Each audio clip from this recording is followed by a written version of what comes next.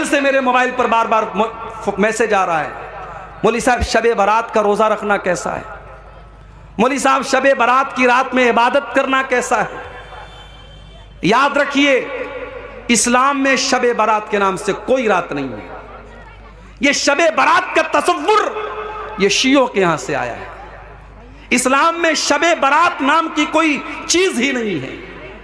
ये शियों का अकीदा है। उनके 12वें इमाम की पैदाइश उनका कहना है 15 शाबान को हुई है और उसी जश्न को उन्होंने शबे बारात का नाम दे दिया। ना तो अल्लाह के नबी से शबे बारात की रात की कोई फजीलत साबित है, ना उस रात में इबादत करना साबित है, ना दिन में रोज़ा रखना साबित है, ना ये आतिशबाजी करना साबित है, ना मस्जिदों को सजाना साबित है, ना कब्रिस्तान पे जाना साबित है, ना मुर्दों के लिए मग़फ़िरत की दुआ करना साबित है। एक साहब कहने लगे हलवा कैसे हराम हो गया?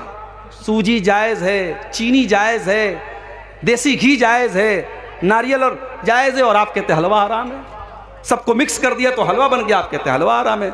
मैंने कहा भाई हलवा हराम नहीं है, हलवा हराम नहीं है, हलवा यकीनन बहुत अच्छी चीज़ है, हमको भी खिलाइए, हम भी खाएंगे, मगर आप किस अकीदे के मुताबिक बना रहे हैं? आप शबे बारात पर बना रहे हैं, तो क्यों बना रहे हैं आप? एक साहब कहने लगे हलवा हम इसलिए बनाते हैं क्योंकि नबी अकरम के दांत टूट गए थे ग़ज़वा उहद में, आपने हलवा खाया था इसलिए हम हलवा खाते हैं।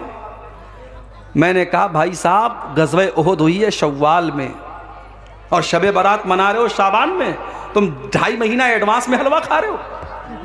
नबी अकरम ने अगर हलवा खाया भी था, पहली बात तो ये मन गलत बात है, अगर आपने खाया था तो शव्वाल में खाया था, तुम्हें इतनी जल्दी पड़ी है, तुम 2.5 महीना पहले हलवा खा रहे हो। हलवा का सबूत है ही नहीं। और फिर हलवा असल में ये पेटू किस्म के शिकम परवर मौलवियों ने इजाद किया ताकि हमारे पेट की दुकानें चलती रहें। तो बिदात करने वाला तौबा नहीं करता है, इसीलिए अल्लाह के नबी अपने हर खुतबे में कहते थे व शर्रुल उमूरि मुहदसातुहा, तब से बुरा काम बिदात है, व कुल्लु मुहदसतिन बिदा, दीन के अंदर नया निकाला गया काम बिदत है, व कुल्लु बिदातिन ज़लाला, और हर बिदत गुमराही है। उसूल याद रखिए, शरीयत का एक उसूल याद रखिए। हम जो कलमा पढ़ते हैं ला इलाहा इल्लल्लाह मुहम्मदुर रसूलुल्लाह, इस कलमे के अंदर 2 उसूल मौजूद हैं। ला इलाहा इल्लल्लाह का मतलब इबादत अगर होगी तो सिर्फ और सिर्फ अल्लाह की होगी, इबादत अगर होगी तो सिर्फ और सिर्फ अल्लाह की होगी। और मुहम्मदुर रसूलुल्लाह का मतलब यह है कि इबादत अगर होगी तो मुहम्मदुर रसूलुल्लाह के तरीके के मुताबिक होगी। तो कलमे के अंदर 2 उसूल सिखाया गया। इबादत किसकी होनी चाहिए? इबादत सिर्फ अल्लाह की होनी चाहिए। और इबादत कैसी होनी चाहिए? इबादत जनाब मुहम्मदुर रसूलुल्लाह सल्लल्लाहु अलैहि वसल्लम के जैसी होनी चाहिए। तो जो शबे बारात मना रहा है वो समझो पुराना 500 और 1000 का नोट आज चलाने की कोशिश कर रहा है। चोलबे पुराना नोट चोलबे, कभी ना चोलबे इंशाअल्लाह। तो जब पुराना नोट नहीं चल सकता है तो जिस अमल के ऊपर अल्लाह के नबी की मुहर नहीं लगी है वो अमल कैसे चलेगा? रात भर आप इबादत कर लीजिए, जो इबादत नबी ने नहीं की, जो सहाबा ने नहीं की, जो कुरान और सुन्नत से साबित नहीं है, वो इबादत नहीं हो सकती मेरे प्यारे साथी। चाहे कितना ही एक शख्स है जो कि 5 टाइम नमाज पढ़ता है लेकिन उनकी माँ उससे नाराज़ है, क्या उस शख्स की नमाज कबूल होगी? कुरान और हदीस की रोशनी में बताइए। देखिए माँ का दर्जा यकीनन बहुत ऊंचा है, माँ का दर्जा बहुत ऊंचा है, माँ को नाराज नहीं करना चाहिए। मगर कभी कभी ऐसा भी होता है कि माँ गलत बात पे नाराज होती है। हजरत साद बिन अबी वक्कास रजी अल्लाह ताला अन्हु की माँ नाराज हो गई, उन्होंने इस्लाम कबूल कर लिया, माँ नाराज हो गई। माँ ने यहां तक कह दिया मैं खाना नहीं खाऊंगी जब तक तू इस्लाम को नहीं छोड़ेगा। उन्होंने कहा माँ मुझे तुझसे बहुत मोहब्बत है मगर मैं इस्लाम नहीं छोड़ सकता तेरे लिए। माँ ने खाना पीना बंद कर दिया। हजरत साद बिन अबी वक्कास रज़ी अल्लाह ताला अन्हु ने बहुत समझाया, माँ तैयार नहीं हुई, बुढ़िया थी, उम्र हो चुकी थी, थोड़ा सा टाइम गुजरा, बिस्तर पड़ गई। अब बिस्तर पड़ गई, अब खानदान के लोग आ रहे हैं, उनकी माँ की हालचाल पूछ रहे हैं। और जब पता चलता है कि बेटे के इस्लाम कबूल करने की वजह से इन्होंने खाना पानी बंद कर दिया है, तो लोग इनको बुरा भला भी कह के जा रहे हैं कि देखो इसकी वजह से इसकी माँ बीमार पड़ी है।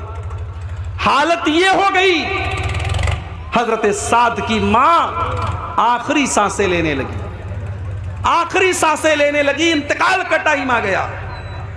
हजरत साद ने अपनी माँ से कहा कि अम्मी जान, लौ कानत लकी मियतु नफ्सिन, अगर अल्लाह ताला तुझे 100 जिंदगियां दे दे, तेरे अंदर 100 जान पैदा हो जाए और एक एक जान तेरी निकलती चली जाए और तू मुझसे कह दे कि मैं इस्लाम को छोड़ दूं, तो ऐ मेरी माँ, मैं तेरी जिंदगी को बचाने के लिए इस्लाम को छोड़ने वाला नहीं हूं। माँ समझ गई कि मेरा बेटा मानने वाला नहीं है।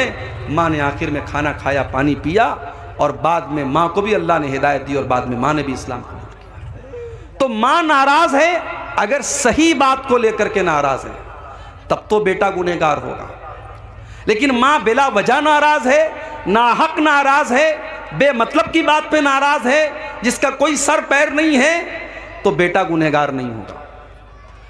बेटे को चाहिए, अगर माँ नाराज है, गलत बात पर भी नाराज है, बेटा माँ को मनाने की कोशिश करे।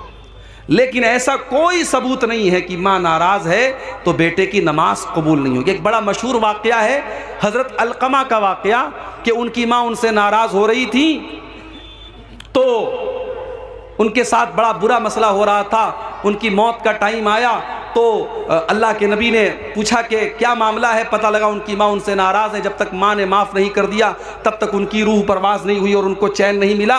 बहुत मशहूर वाक़या है, मगर वो मनगढ़ंत वाक़या है, मौजू रिवायत सही हदीस से साबित नहीं है।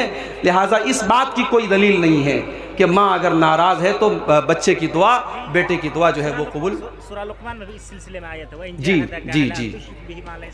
तो अगर माँ गलत बात पर नाराज़ है तो पहली बात तो उससे कोई मतलब नहीं है। अगर सही बात पर भी नाराज़ है तो बेटे को मनाने की कोशिश करनी चाहिए, उसकी वजह से उसकी इबादत पर कोई फ़र्क नहीं पड़ेगा। तो तौबा की पहली कंडीशन यह है कि आपको एहसास हो कि हाँ मैंने गलत काम किया है। तौबा की दूसरी कंडीशन, आप इस बात का पक्का इरादा करें कि आइंदा आप उस गलत काम को नहीं करेंगे।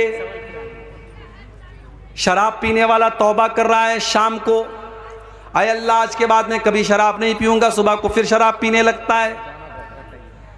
आइंदा उस गुनाह को पक्का इरादा करे कि मैं नहीं करूंगा, तब तो उसकी तौबा कबूल होगी, वरना तौबा का कोई मतलब नहीं है।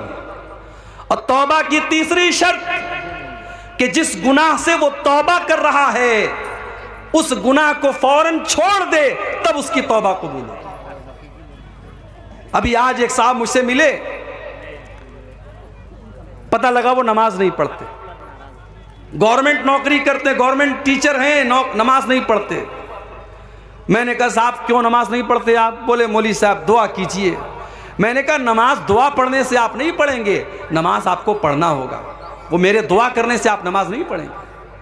मैंने कहा आपकी गवर्नमेंट जॉब है, सुबह कितने बजे स्कूल जाते? बोले 8 बजे। मैंने कहा मैं दुआ कर देता हूं अल्लाह आपको स्कूल में पहुंचा दे, आप घर में बैठे रहे, पहुंच जाएंगे क्या स्कूल? आपको जाना पड़ेगा, आपको ड्यूटी देनी पड़ेगी। आप 8 की जगह 8:30 बजे स्कूल नहीं पहुंचते, क्योंकि आपको पता है आपकी सैलरी कट जाएगी, आपकी नौकरी खतरे में आ जाएगी। अभी मेरे साथ इतना बड़ा एक्सीडेंट हुआ, यूपी के अंदर मैं कार से जा रहा था, कार मेरी ट्रक से लड़ गई। मैं रातों रात 350 किलोमीटर का सफर करके वापस लौट रहा था। क्यों? क्योंकि मेरी जॉब है, मुझे पढ़ाना है, सुबह मदरसे पहुंचना था। मैं 300 किलोमीटर का सफर तय करके, मुझे पागल कुत्ते ने तो नहीं काटा है, मैं रात में भाग रहा हूं, ड्राइवर को नींद आ रही है, बेचारा किसी तरीके से गाड़ी चला रहा है, लेकिन जॉब का मामला था, मुझे सुबह जाना है।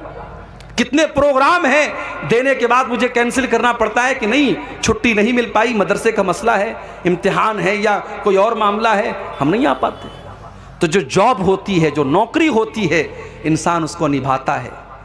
और जहां अल्लाह का मामला आता है, जहां नमाज का मामला आता है, वहां लोग कहते हैं मौली साहब दुआ करो। दुआ करने से आप नमाज नहीं पढ़ेंगे, आपको खुद पढ़ना पड़ेगा।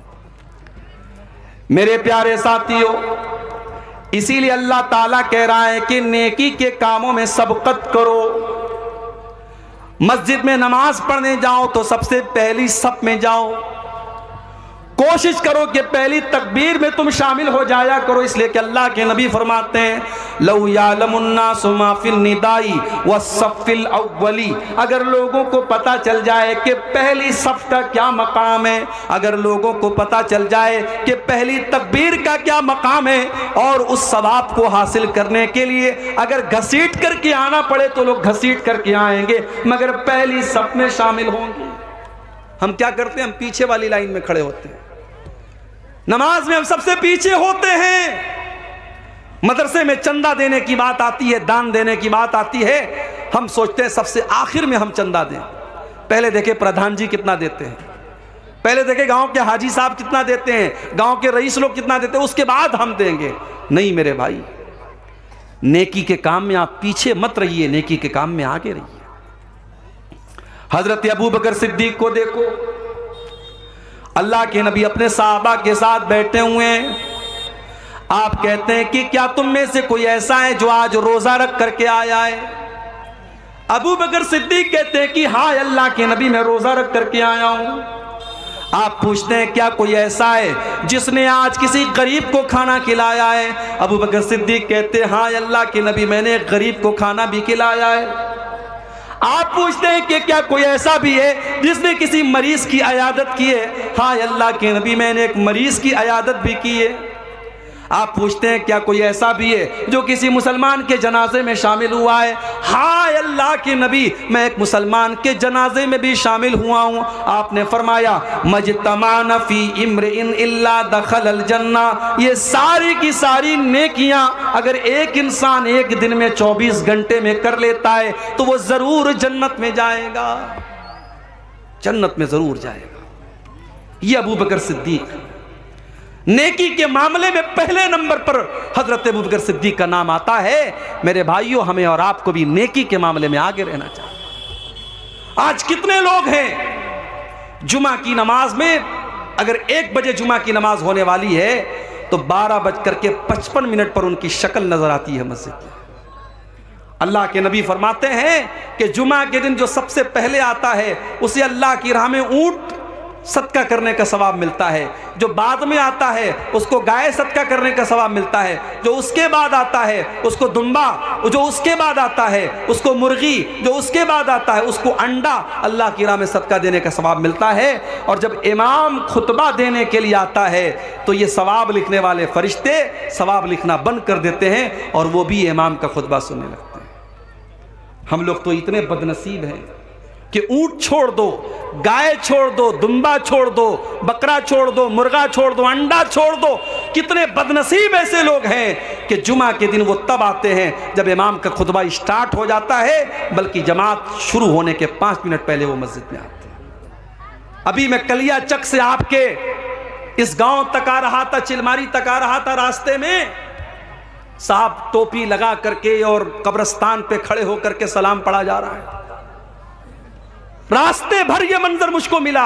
और जब कटिहार स्टेशन मैंने क्रॉस किया और कटिहार का जब ब्रिज आया है तो देखा हमारा नौजवान बेचारा जो है वो कैमरे के जरिए वो क्या वीडियो बनाते हैं ना, कोई चल करके आ रहा है, स्लो मोशन में कोई वीडियो बना रहा है।